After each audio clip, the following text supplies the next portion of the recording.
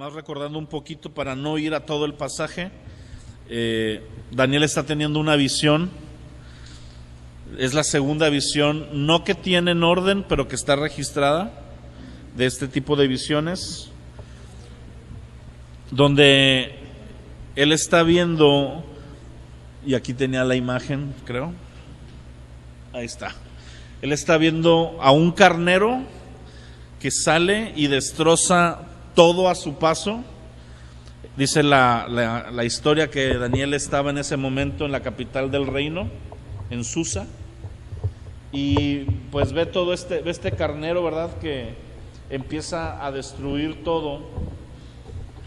Y este carnero tiene un cuerno más grande que otro, más largo que otro, y representa este reino de los medos persas.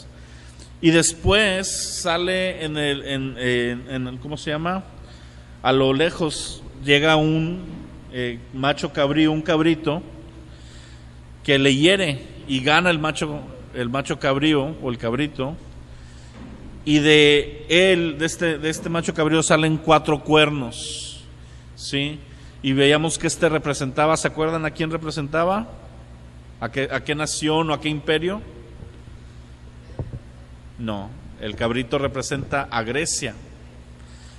¿Y a Grecia bajo el imperio de quién?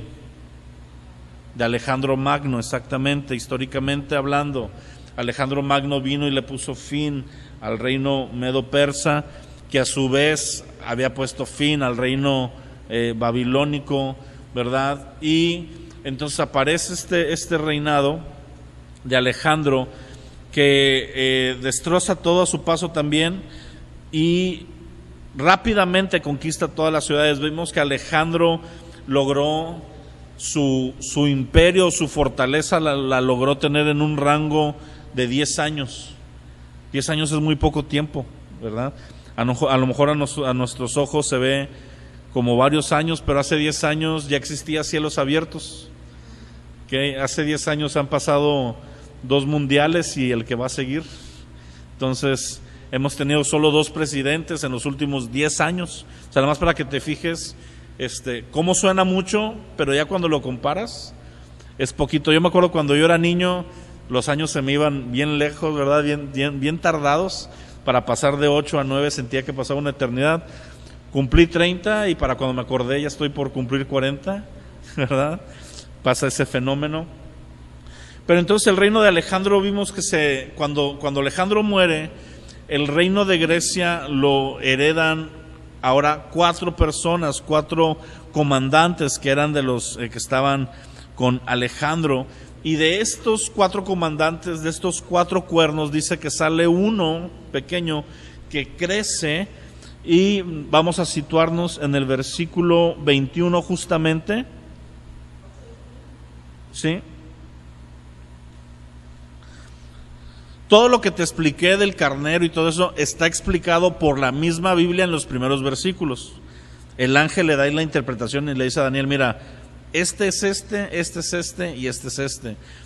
Un principio de la profecía bíblica es que la mayor parte de la profecía bíblica se explica a sí misma, y lo que queda abierto, ¿verdad?, tenemos que tomarlo nosotros con bastante cuidado, bastante, diría yo, ser muy cautelosos a la hora de ponerle absolutos, de decir, mira, esto que no está explicado por sí mismo significa esto. No, pudiera significar esto, encaja en estos panoramas.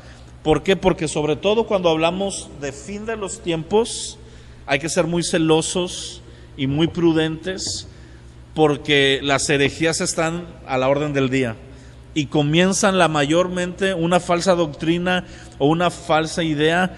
La mayoría de las veces comienza con una buena intención de darle una interpretación a algo que no es tan claro. Entonces, esas partes que no son claras, llegando el momento, porque hay que acordarnos que estas profecías se van a cumplir, y llegando el momento vamos a poder decir, a esto se refería esta situación. Eso pasó con Jesucristo. Conforme Jesús iba cumpliendo profecías, sus discípulos o la gente alrededor de él, o la misma escritura decía, y esto ocurrió para que se cumpliera lo que está escrito por el profeta en aquel lugar, ¿verdad? Cuando dice, por ejemplo, cuando Jesús entra a Jerusalén en lo que conocemos en la tradición de Pascua como el Domingo de Ramos, que es una semana previa a la crucifixión, dice que entra él en un burrito, ¿verdad? Y es un burrito que nadie lo había montado y tiene ciertas características. Dice, y esto fue para que se cumpliera la profecía, he aquí tu rey entra en un pollino de asna, y todas estas profecías se iban cumpliendo. O cuando ellos veían, por ejemplo, que Jesús en su celo por Dios se enoja y voltea las mesas del templo y corre a los que están ahí comerciando, dice, esto nos recuerda a ese pasaje que dice, el celo de tu casa te consume. Entonces, llegado el momento de fin de los tiempos, ya cuando se esté cumpliendo, si nos llegara a tocar a nosotros, vamos a ver con claridad muchas de las cosas que ahorita no son tan claras. ¿Ok? Ese es el misterio de la profecía, o parte particular hermosa de la profecía, que hay cosas muy muy claras, y hay otras que Dios ha permitido que estén un poco veladas, pero se aclararán conforme llega el tiempo. ¿Ok? Entonces, en el versículo 21 dice, el macho cabrío es el rey de Grecia. El cuerno grande que tenía entre sus ojos es el rey primero, o sea, Alejandro Magno.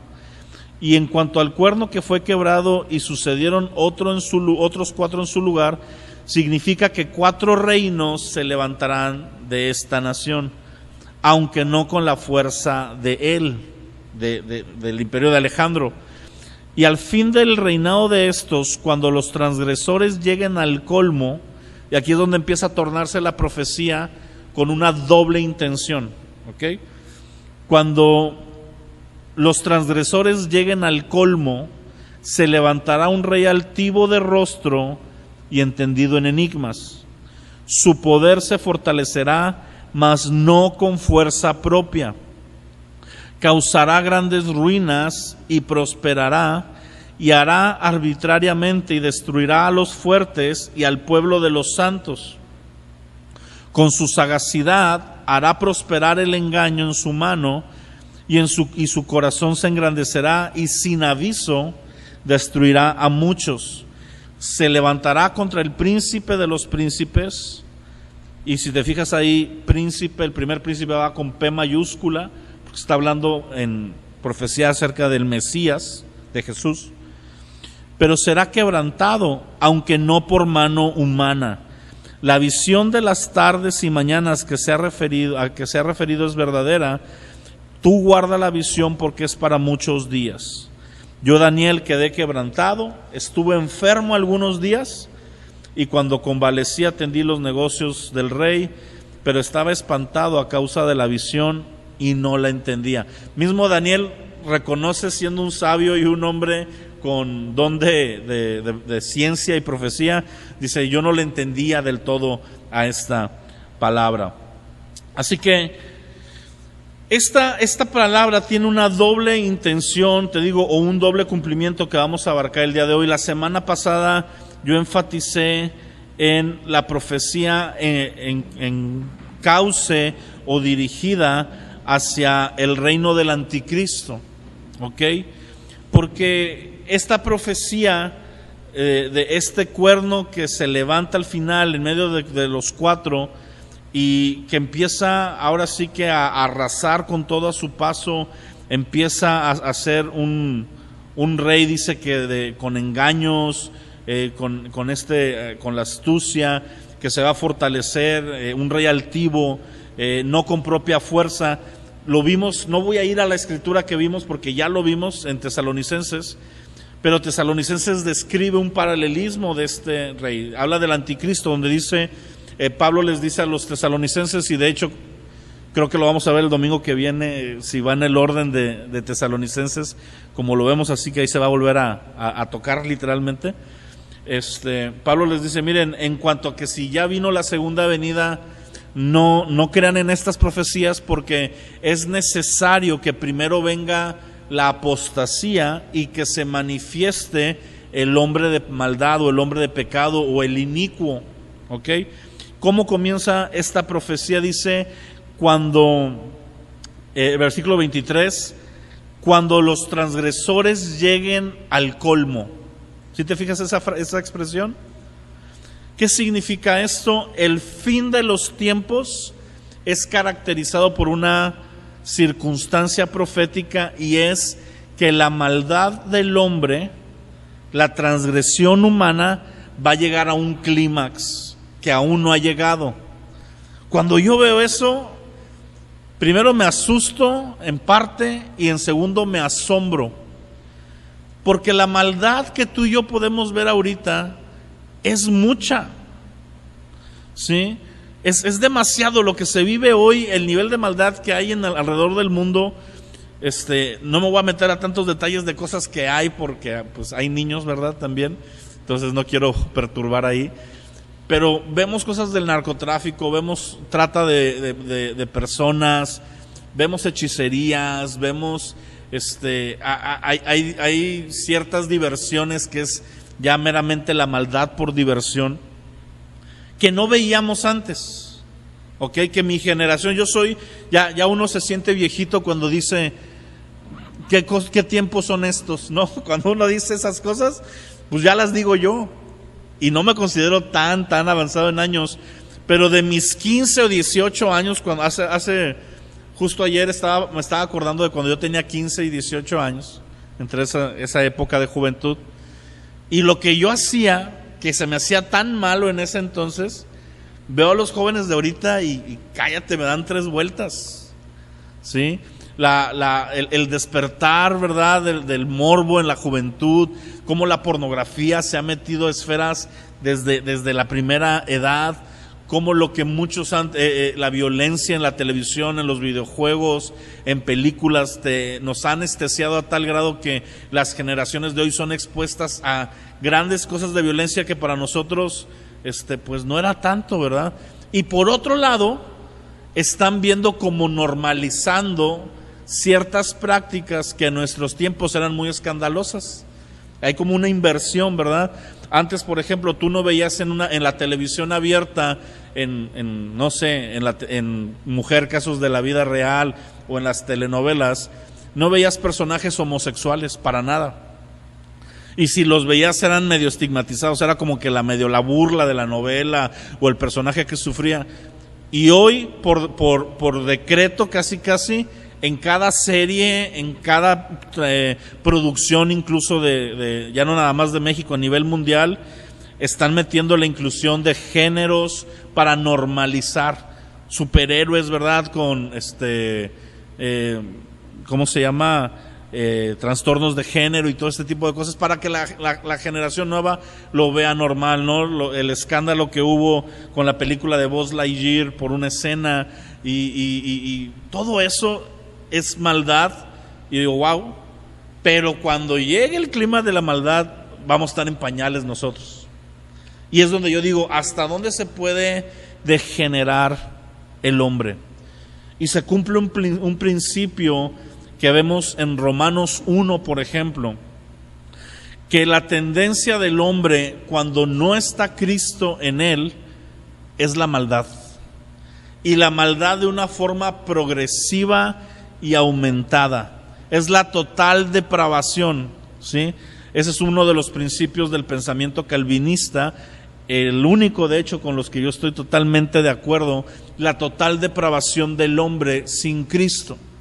Si tú le quitas a la figura de Cristo o de Dios a una esfera, lo que va a resultar ahí es total degradación, ¿sí? Aquellas personas, por ejemplo, caen en contradicciones cuando dices, es que no existe Dios y no existen valores absolutos. Si tú quitas a Dios de la ecuación, todo es permisible, ¿sí me entiendes? Porque Dios es nuestro único referente absoluto de lo que es bueno 100%.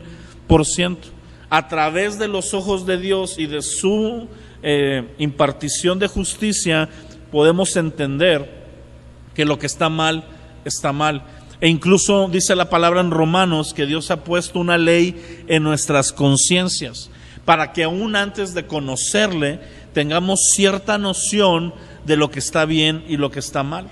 Para que tú alteres eso, tienes que alterar todo el orden del lugar. Por ejemplo, hay lugares donde hay tribus que ven el asesinato como algo bueno, pero no es una persona en particular. Tienes que alterar todo el sistema para que entonces todos funcionen de esta manera. ¿A qué voy con esto? Que ese es el clímax. Cuando dice en Tesalonicenses que tiene que manifestarse la gran apostasía, parte de ese movimiento es esta gran maldad que va a llegar a su colmo. Acuérdate que te decía la semana pasada que el anticristo es un juicio de Dios, es uno de los 6 sellos que son desatados por el Cordero en Apocalipsis. Y te vuelvo a recordar que terminando Daniel vamos a comenzar a estudiar Apocalipsis, ¿verdad? Para que vayamos allá a la paz. Entonces, el anticristo no es un poder del diablo que surge y que le está ganando al pueblo de Dios y todo, no. Es algo incluso controlado por mismo Dios y es un juicio a las naciones perversas, dándoles un rey perverso conforme al corazón perverso, y remarco perverso para todo, ¿verdad? Conforme al corazón perverso que el hombre perverso tiene perversamente, ¿verdad? Lo hago así con un énfasis. Si estuvieras leyendo un libro diría énfasis añadido. Y esa maldad entonces se va a manifestar, y ahí en esa maldad aparece este rey. Ahora, veíamos cómo va a traer un engaño, cómo trae una falsa justicia, después se manifiesta y empieza a hacer guerra. Cuando hablamos del anticristo como la figura del anticristo, empieza a hacer guerra precisamente al pueblo de Dios, a los santos, a Jesús. Él mismo se levanta como Dios y dice la palabra que Él se hace llamar a sí mismo Dios. Ahora, vamos a regresarnos a la parte donde esta profecía tiene un cumplimiento que ya se dio. Y es por estas cosas. La semana pasada me preguntaba Chuy sobre los días. Ahorita vamos a llegar a la parte de los días, de las 2300 tardes y mañanas, que está un poquito antes de esto.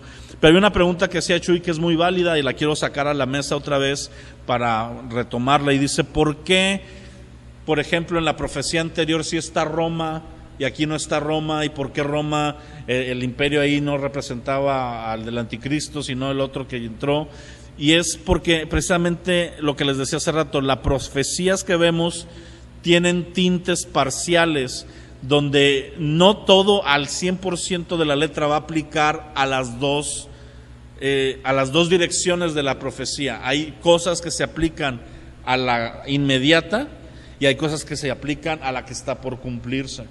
Eso es bien crucial, porque si no entendemos eso, a veces estamos tomando aspectos que ya se cumplieron, los queremos ver cumplidos, o por otro lado, los que están por cumplirse, no detectamos que ya se cumplieron. Entonces, esta profecía encuentra su cumplimiento parcial muy pocos años después del libro de Daniel. ¿Qué onda tú? Pensé que era Aarón, dije, se paró y vino hasta acá, pero no. Y es con este personaje que vamos a ver ahí. Este personaje se llama Antíoco, así, Antíoco Epifanes, o Antíoco IV, porque es el cuarto en su dinastía, Epifanes. Y cuando nosotros vemos la escritura llega hasta el libro de Malaquías en el Antiguo Testamento. Malaquías es un libro que se escribe poco después del regreso de Israel a Babilonia, ¿sí? Hay que acordarnos que Israel fue llevado cautivo a Babilonia. En Babilonia se está leyendo que Daniel. A Babilonia llegan y lo conquistan el imperio medo-persa, los asirios, y luego va a llegar ya finalmente, pues sí, los asirios se quedan hasta ahí en el libro de Daniel. Y Artajerjes o Asuero, así lo vas a identificar en diferentes libros. Hay libros donde se habla de él como Artajerjes o Jerjes II, según la historia, y hay libros donde se habla de él como Asuero, como en el libro de Esther. Todo lo que es Esther, lo que es Esdras, Nehemías, Ageo, Zacarías, Malaquías, por Sofonías, por libros muy conocidos, son libros que están contemporáneos, que están existiendo al mismo tiempo más o menos. Por ejemplo, cuando Daniel tiene 90 años, se cumple más o menos la llegada del tiempo para que regresen de Babilonia, porque Dios había dicho en Jeremías que solamente iban a estar cautivos 70 años. Ya se les había pasado tantito el tueste, iban en el año 73 o 75. Y ahí es donde aprendemos una cosa bien importante. ¿Por qué si Dios dijo que hasta 70 años se iban a durar, duraron 75 y no 70? ¿Quién cree que por qué? Hay una razón muy sencilla. No, porque sí son 5 años de diferencia, contando los judíos. No tiene que ver con numeración. Tiene que ver más con la actitud del pueblo. Básicamente en toda. Mira, es bien sencillo.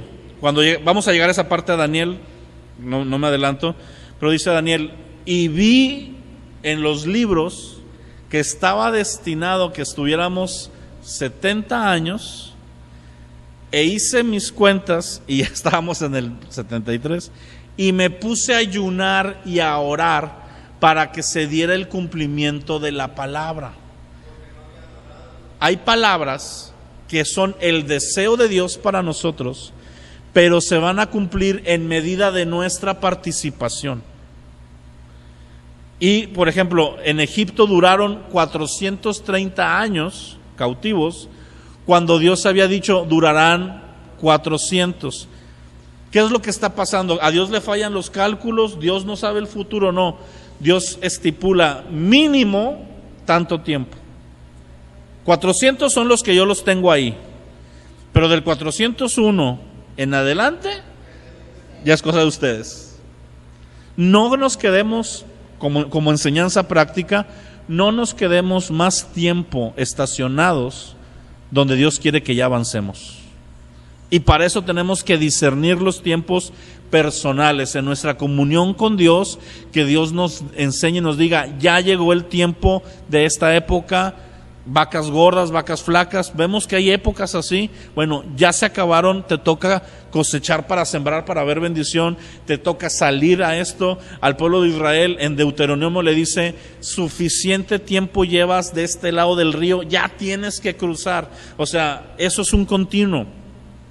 Y los años aquí se habían cumplido los años 70, que era el mínimo, y en ese donde Daniel está ya viejito, Esther es una jovencita de 20 años que entra a tener su encuentro con el rey. Y al mismo tiempo tenemos a un Esdras y a un Nehemías a mediana edad que empiezan también a discernir.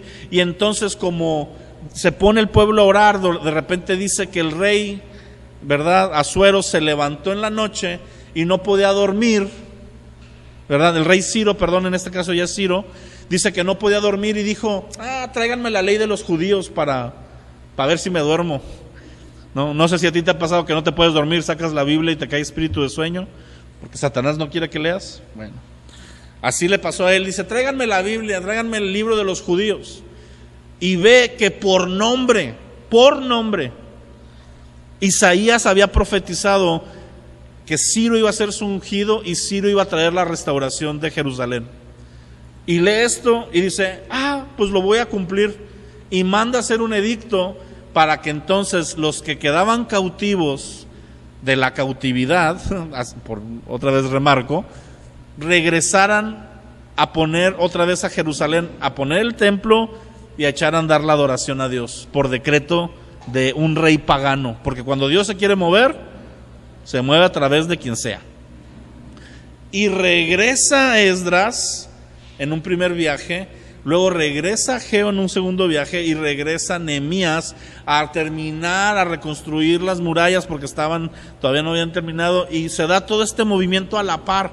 Bueno, hasta ahí llega la historia del Antiguo Testamento, bíblicamente hablando. Malaquías está enojado Dios con el pueblo porque ya regresaron a dar sacrificios y otra vez están dando sacrificios chafas. Otra vez están haciendo lo que se les pega la gana. Y el libro de Malaquías dice Dios, a ver, si yo soy Dios, ¿por qué no me adoras como tal? Si yo soy tu padre, ¿por qué no me obedeces?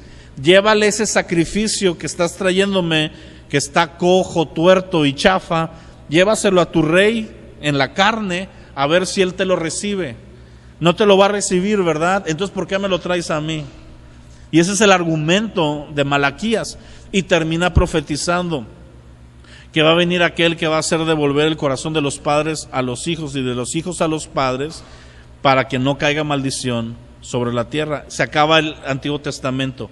Y en los 400 años de silencio, así se le conoce, que están entre el Antiguo Testamento y Nuevo Testamento, entra el cumplimiento de la profecía que acabamos de leer en la persona de Antíoco IV Epifanes.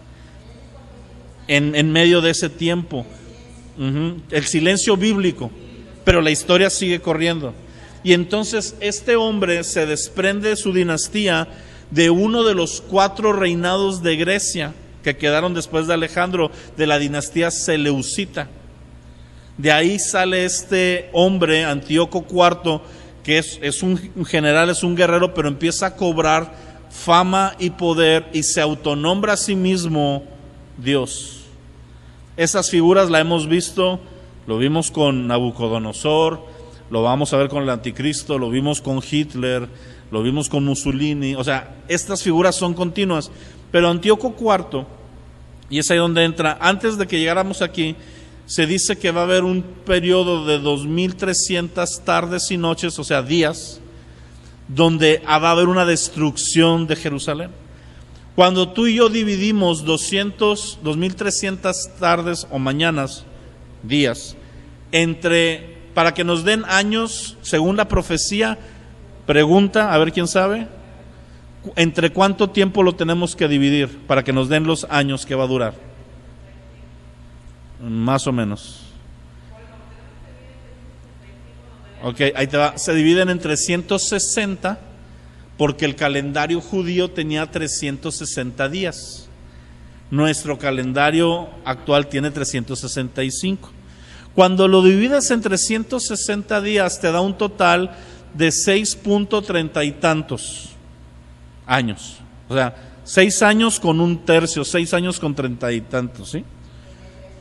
No llega a ser los 7 años que son la profecía del anticristo, de la última semana de Daniel. Grábate esa frase, la última semana de las 70 semanas de Daniel. Lo vamos a terminar de ver en los próximos capítulos. Pero casualmente, y uso casualmente entre comillas, muchas comillas, 6.3 años es lo que duró la rebelión de los macabeos. Por eso te digo que hay parte de la profecía que se aplica de inmediato a lo que ya se cumplió y otra parte queda como sombra apuntando a lo que ha de venir. Porque nosotros vemos que las 70 semanas de Daniel ya con cálculos nos da total moderno de 7 años. Pero no tenemos la certeza, conforme han cambiado días, ha habido cambios en los calendarios, que pudiera ser 6.8 años o 7.2. ¿Sí me entiendes? Por ejemplo, ¿cuándo nació Jesús? En el año 0. En el calendario viene naciendo supuestamente entre el año 3 y 5, pero por acomodos que hubo, te digo, esto es cosa de calendarización y de cómo fueron surgiendo. Para nosotros debería ser pues en el año 0 después de Cristo, porque Él es el punto medio para que sea antes de Cristo y después de Cristo. De todas formas, según el calendario, el nacimiento de Jesús viene ubicándose ya con los acomodos de acuerdo a la ciencia actual, que cada vez es más exacta y nos puede dar más el panorama de días que fueron ahí empalmándose, quedaría en el año 3. O sea, hay un desfase de 3 años entre el puro año 0 y el verdadero nacimiento de Jesús. Entonces, moviéndonos con esto, lo que tenemos que ver es el panorama, voy a usar esta palabra, promediado. 6.3 años a la luz de un calendario que pudiera tener 3 años de desfase es muy exacto para que sean 7 años. ¿Sí me entiendes esa parte? Es muy exacto.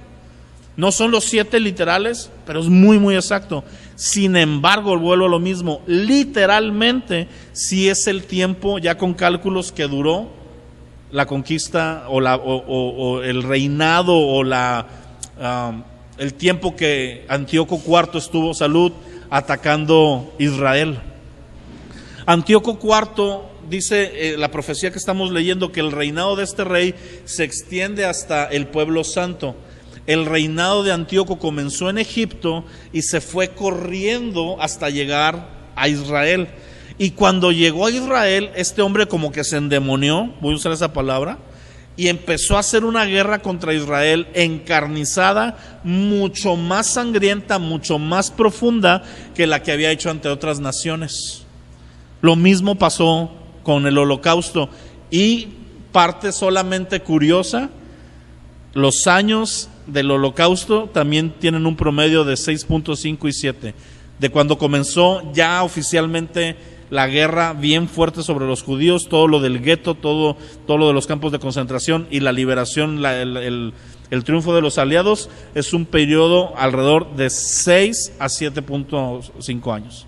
Así que vemos estos periodos cumplirse a lo largo de la historia. ¿Qué hizo Antíoco IV Epifanes? Era tan fuerte su odio a los judíos que, por ejemplo, varios de ellos los quemó vivos, ponía planchas de hierro sobre fuego y los quemaba en estas planchas a los hijos frente a los padres para torturar a los dos. De repente se le nació un odio. Es, por ejemplo, cuando vemos a Hitler y dices, ¿y por qué se ensañó tanto? Bueno, hay una profecía bíblica de que el pueblo de Dios y posteriormente la iglesia va a ser odiada y va a ser perseguida. Es cierto, ahí está.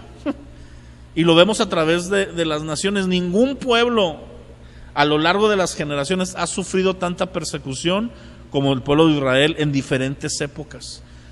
Pero tienen una promesa de redención junto con la iglesia, porque ya somos un mismo pueblo después de la muerte de Cristo, de redención total, que era lo que te hablaba el domingo. Hay una promesa de retribución, de que aunque estén pasando por persecución, le dice Pablo a los tesalonicenses, aunque los estén persiguiendo, un día aquel que tiene el juicio va a venir y le va a dar el castigo a los que los persiguen, y a ustedes que son perseguidos, descanso eterno. Y es la misma promesa para el pueblo de Dios, como Israel como tal, como para la iglesia. Es decir, para ti. Di conmigo, yo tengo esa promesa. Que por más mal que te esté yendo ahorita en la feria, al final va a haber un gozo eterno. Eso es nuestra esperanza. ¿Qué más hizo este hombre? Este hombre se autoproclamó Dios a sí mismo. Él dijo, yo soy una imagen física de quién es Dios en el cielo. O sea, ¿quién es el único que cumple eso? Cristo. Cristo es el que es la imagen misma de la sustancia de Dios, según Hebreos capítulo 1. Es el único que dice, si me has visto a mí, has visto al Padre. Pero se levantarán falsos cristos y falsos maestros, y entre esos ha estado Antíoco IV. Y cuando se levantó Antíoco IV, también parte de lo que hizo fue meter una estatua de Zeus al templo de Dios para que fuera adorado. No, ese es el Coloso de Rodas, ¿no?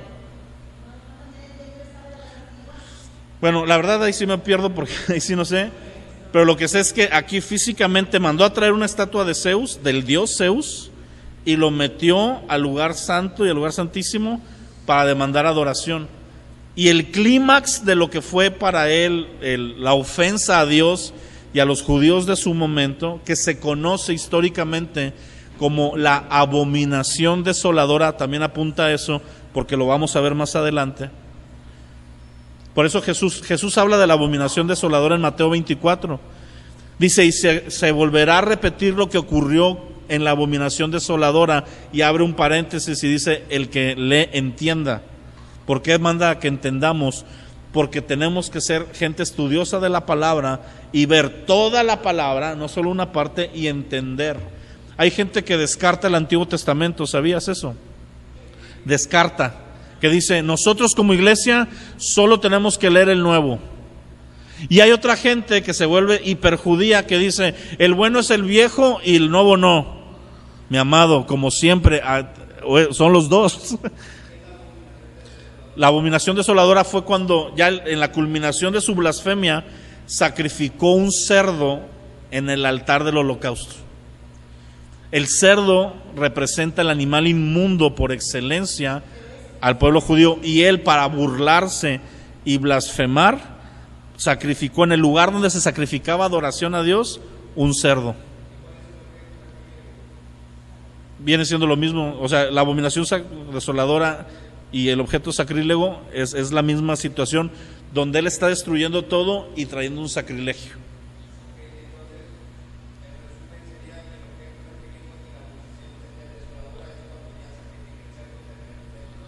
Bueno, eso es lo que en el cumplimiento que ya se dio.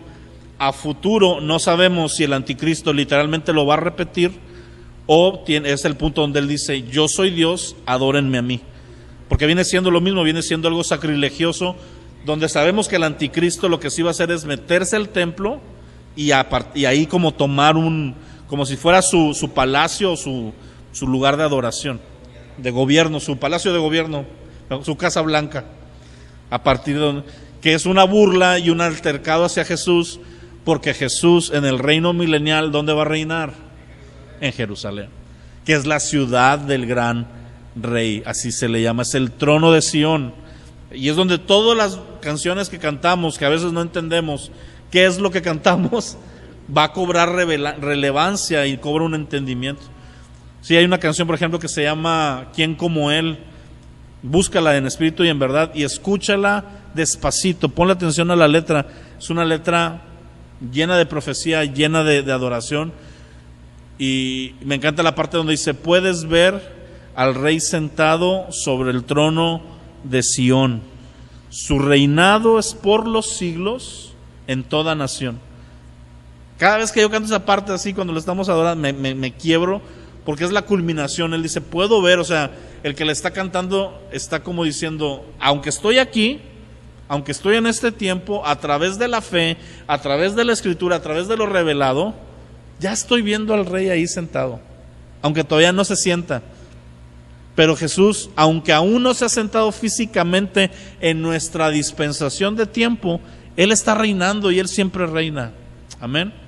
Y de ahí nosotros tomamos para, a través de la fe, vivir con una confianza que no se rige por lo que vemos, sino por lo que creemos. Amén. Entonces, Antíoco hace todo esto, y ahí es donde entra un libro muy conocido para muchos, que está en la Biblia católica, que es primera y segunda carta de Macabeos, porque fue la dinastía de los Macabeos que le hicieron frente a esta opresión de Antíoco, y surgió ahí una figura que después vemos mencionada bien vagamente, no lo terminamos de entender del todo en el Nuevo Testamento. Surgió la figura del celote o de los celotes con Z, ¿okay? Celotes. Y estos celotes eran judíos radicales en la fe, que se radicalizaron a tal grado que dieron su vida con tal de destruir y de parar esta invasión, y se mataban, eran como terroristas cristianos, por así decirlos, bueno, no cristianos, judíos, que daban su vida muy parecido a lo que el Islam hace ahora, pero ellos no contra todos, sino voy a dar mi vida con tal de que ya no avance esta abominación, de que ya no se haga este sacrílego situación, y son los que finalmente le ponen fin. Si tú ves Macabeos, hay quien se me acercó una vez y me dijo, oye, ¿puedo leer primera y segunda de Macabeos? Y contrario a lo que pensó que yo le iba a decir, que le iba a decir, no, ni Dios lo mande, rómpelo. No, le dije, lo puedes leer como un libro histórico. Hay libros que puedes leer como libros históricos que no tienen inspiración divina, pero te ayudan a comprender. Ahí fue donde cuando yo leí estos libros, entendí el contexto de cómo básicamente era una sombra y figura de todo lo que va a pasar con el anticristo, pero que sí se cumplió en el reinado de Antíoco. Enoch, ese porciones, pero no profundamente, porque ese sí está muy, muy fumado. O sea, el de Macabeos es histórico y el de Enoch tiene tintes proféticos, pero hablan de otras situaciones que son lo que le llamamos folclore judío. Son como las leyendas mexicanas. Todas las culturas han tenido folclore y leyendas y culturismos, y el judío tuvo los suyos. Y el libro de Enoch se apoya mucho en estas folclore. Dato curioso, si hay un libro canónico que menciona el libro de Enoch, pero como mención, que es Judas. Judas menciona a los ángeles caídos, de los cuales hace referencia Enoch, y Pedro lo menciona como profeta. Entonces, Enoch fue un hombre de Dios, pero el problema con los libros apócrifos, ya entrando en el tema como el libro de Enoch, el evangelio de Pedro, o de María Magdalena, o el de Judas, es que esos libros no está comprobado su autoricidad. La mayoría de los gnósticos, sobre todo con los evangelios del Nuevo Testamento, el grupo gnóstico es un grupo que abraza la fe, pero combinada con conocimiento humano y mundano, muy parecido a la logia masónica, que hablan de Dios como el gran arquitecto, pero el gran arquitecto realmente es Baphomet, que es una figura satánica, y te lo meten así como que mira, este es el Dios y todo, y aquí recibimos a todo y no es una fe, pero conforme avanzas te das cuenta que sí. Bueno, el gnosticismo es el principio de todos estos pensamientos, y los grupos gnósticos escribían libros, nada más porque sí, y lo firmaban como uno de los discípulos. Este libro lo escribió el apóstol Pedro, y lo ponían a circular. Era fake, porque muchos libros, por ejemplo, el evangelio de Judas, ¿cuándo se escribió? Históricamente se escribió entre el año 90 y el año 100. Pregunta básica, ¿cuándo se murió Judas? En el 33. Se murió, se colgó cuando Jesús fue crucificado. ¿Cómo le hizo Judas para escribir un evangelio ya muerto en el año 100? ¿Sí me explico? Pero la gente de ese entonces pues no caía en esos razonamientos porque no tenía los registros históricos de los otros. Hoy tenemos el canon bíblico y por eso nos sujetamos al canon bíblico, para inspiración divina. Pero para historicidad hay ciertos libros que te pueden servir. Macabeos es de esos. Es un libro meramente histórico que cuando lo lees como si estuvieras leyendo cualquier libro de historia, como los de historia que yo he leído para entender lo de Alejandro Magno y todas esas cosas, que nada más te dan más luz, te enriquecen, no son trascendentes, no te va a pasar nada. No te va a pasar nada si te mueres si no sabes quién es Alejandro Magno. Pero cuando sabes quién es Alejandro Magno y ves la profecía y ves cómo se cumplió, sí te quedas de que, ay, Dios es Dios. Porque describió el reinado de alguien mucho tiempo antes, luego surgió en buena perfectamente, y eso te ayuda. Entonces, no te pasa nada si no lo conoces, pero te bendice mucho si sí lo puedes leer a la luz de la historia. Y también es un arma, uso arma con comillas, porque no es para andar atacando, pero sí te ayuda a dar una buena defensa de las Escrituras con gente que desprecia al cristiano y a las Escrituras como gente que no tiene cultura y quiere que le muestres cosas fehacientes. Pues no puedes meter a Dios en un laboratorio y decirle, mira, aquí está la célula de Dios en un microscopio. No puede ser eso. Pero puedes tomar demasiados elementos de la historia y de la ciencia que van a la par de lo que la Escritura dice, y ya si no quiere creer, ya es mucha necedad. ¿Sí me entiendes? Ya si quiere mantenerse, ya es asunto de él, pero herramientas hay. Por eso el apóstol Pedro dice, prepárense y conozcan para que puedan presentar una buena defensa de su fe a quienes les demanden esto. Repito, no es para andarte peleando, no es para que pongas en Facebook bola de ignorantes, ¿verdad? Y cosas por el estilo, no. Si alguien te pregunta y lo hace con un corazón humilde, tú tengas la herramienta de decirle, mira, ¿Qué te parecen estos argumentos? ¿Qué te parece esto? ¿Cómo ves a través de la historia cómo Dios se ha mostrado y cómo Dios... ¿Sabías tú que está escrito el ciclo del agua en el libro de Job? ¿Sabías tú que la tierra es redonda, no fue de Galileo, está en la Biblia? Y lo llevas con versículos y dices, ¿qué onda? Por ejemplo, en Job dice, tú sostienes en la nada la redondez de la tierra.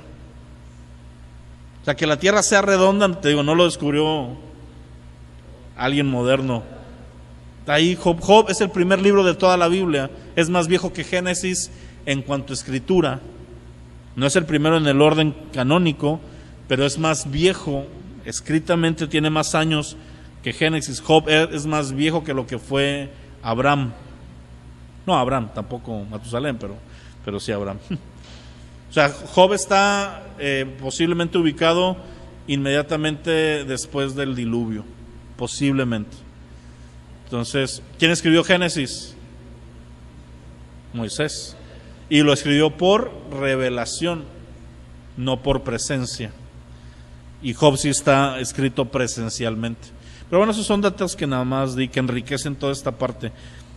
Llegando a este punto vemos cómo está ese paralelismo, repito, termino con esto para cerrar bien el capítulo 8, cómo esta palabra vemos que es un perfecto ejemplo de esas palabras que ya se cumplieron, pero que también esperan por cumplirse, como muchas otras. Ahora, hay otras que ya se cumplieron y ya se cumplieron, que no tienen doble interpretación. Y hay otras que solo tienen interpretación al fin de los tiempos, que no están por cumplirse, que se van a cumplir hasta que pase eso, que no ha habido sombras. ¿Cómo descubrimos eso? A través del estudio de la palabra. Y vuelvo a lo mismo, no te quiebres tanto. Si la misma Biblia te explica esto significa esto, tómalo. Si no te lo explica, tómalo con cautela, pidiendo sabiduría y revelación. Mande, Chuy.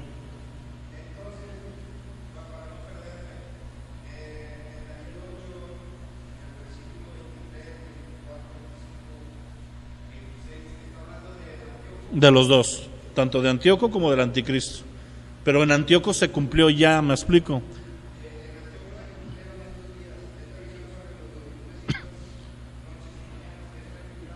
Sí, literalmente.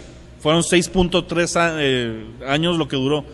Pero si lo aplicas, vuelvo a lo mismo, esa misma porción, con todo el desfase de años que hay, cabe en los 7 años de la última semana de Daniel. Aunque lo que te dé, cuando lo cuentas literal, son 6.3. ¿Sí? Porque te digo, si ves todos los desfases que hay, sigue siendo demasiada exactitud. ¿Sí me explico?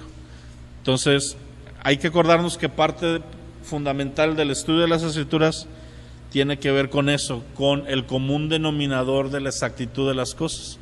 Por ejemplo, nada más por ponerte un dato más, así para que nos dé luz de este tipo de desfases de tiempos. Ahí sí, obviamente esa es parte que se aplica a fútbol. Hay partes que son al anticristo, que se va a levantar contra Jesús y va a blasfemar, y esta fue contra, se puede decir contra Dios en general, pero no estaba el Mesías ahí en ese momento. Si lo quieres tomar, pero igual el sumo sacerdote no aplica porque es con P mayúscula. Esa parte sí te la debo.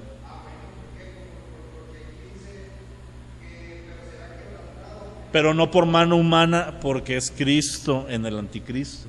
Repito, toda esta porción se cumple en el anticristo, se va a cumplir literal, y en Antíoco se cumplió parcial, pero se cumplió.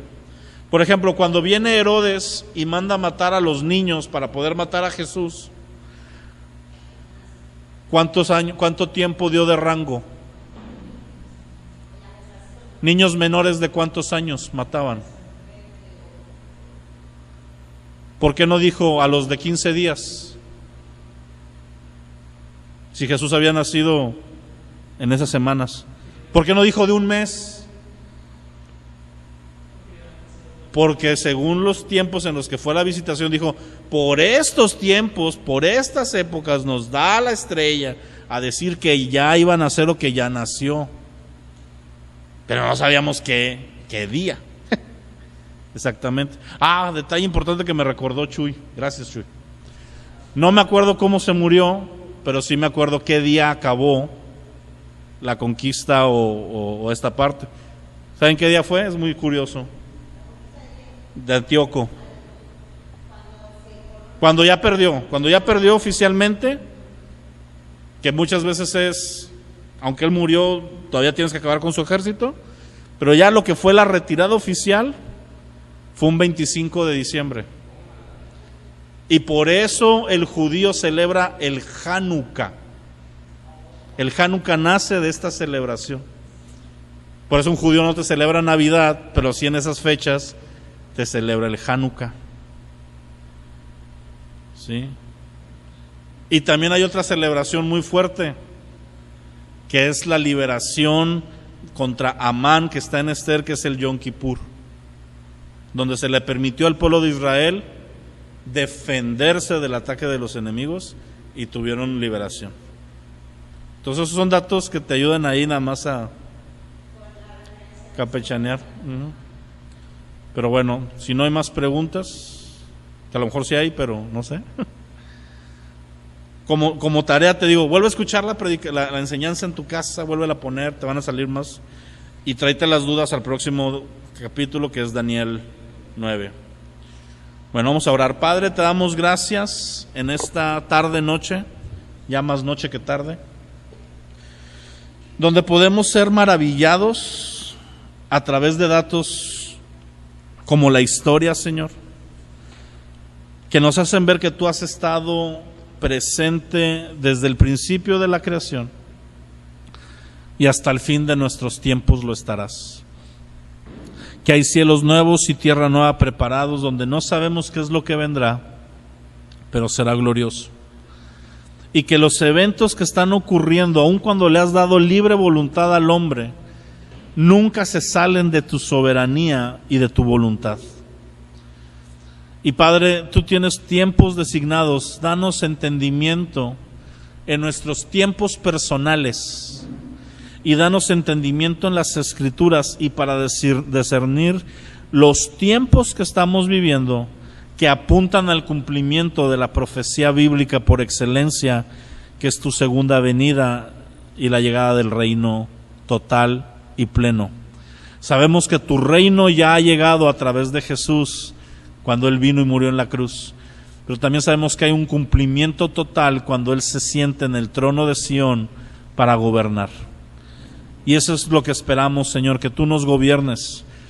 Nosotros no pertenecemos a un gobierno de la tierra, Señor. Honramos los gobiernos que hay a nuestro alrededor por indicación tuya, pero no nos regimos por estas leyes y por estos principios, sino por principios del reino. Nuestra patria es celestial, donde tú gobiernas y donde tú eres rey. En el nombre de Cristo Jesús, Señor, te amamos.